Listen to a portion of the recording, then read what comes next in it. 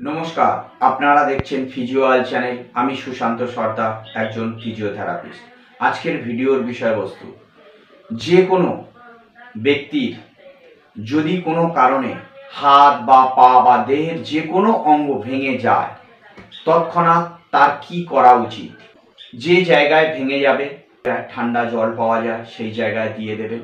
আর যদি বরফ পাওয়া যায় তাহলে তো কোনো কথা নেই, তাহলে কোনো একটা পলিথিন বা কোনো কাপড়ে জড়িয়ে সেই ভাঙা জায়গায় বরফটাকে বোলাতে থাকবেন 5 থেকে 7 মিনিট। এরপর করবেন কি, যে জায়গাটা ভেঙে গেছে সেই জায়গাটায় যাতে কোনো রকমভাবে মুভমেন্ট না হয় সেই দিকে খেয়াল রাখবেন। তার কারণ যদি নড়াচড়া পায় তাহলে পেশেন্টের যন্ত্রণা বেড়ে যাবে। তাহলে বরফের সেঁক দেবেন, ভাঙা জায়গায় যাতে নাড়াচাড়া না হয় সেই দিকে মুভমেন্টটা যাতে রেস্ট্রিক্টেড রাখা যায় সেই দিকে খেয়াল রাখবেন। যত তাড়াতাড়ি পারবেন নিকটবর্তী কোনো স্বাস্থ্যকেন্দ্রে তাকে নিয়ে যাওয়ার চেষ্টা করবেন।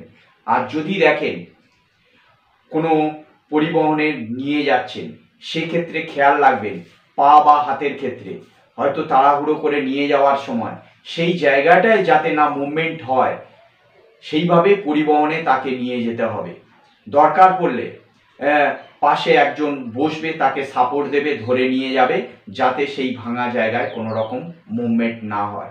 এরপর স্বাস্থ্যকেন্দ্রে যাওয়ার পর ডাক্তারবাবু দেখে পরিস্থিতি অনুযায়ী যা করার সেটাই করবেন।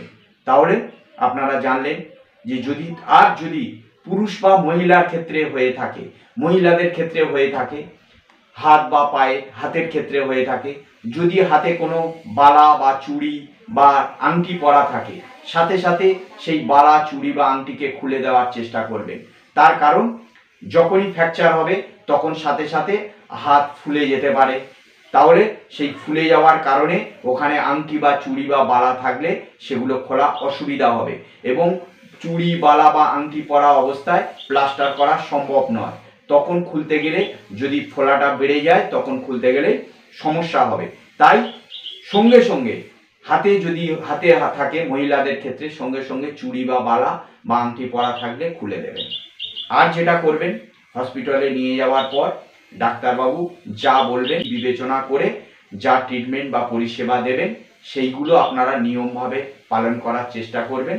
তাহলে যত তাড়াতাড়ি সম্ভব আপনাদের ফ্র্যাকচারটা তাড়াতাড়ি রিকভারি হয়ে যাবে। এই রকম যদি তথ্যপূর্ণ আরও ভিডিও পেতে চান তাহলে আমার চ্যানেলটিকে অতি অবশ্যই কমেন্ট, লাইক এবং শেয়ার করে আমার পাশে থাকবে। নমস্কার, পরবর্তী অন্য কোনো ভিডিওতে আবার দেখা হবে। ততক্ষণ সুস্থ থাকবেন, ভালো থাকবেন।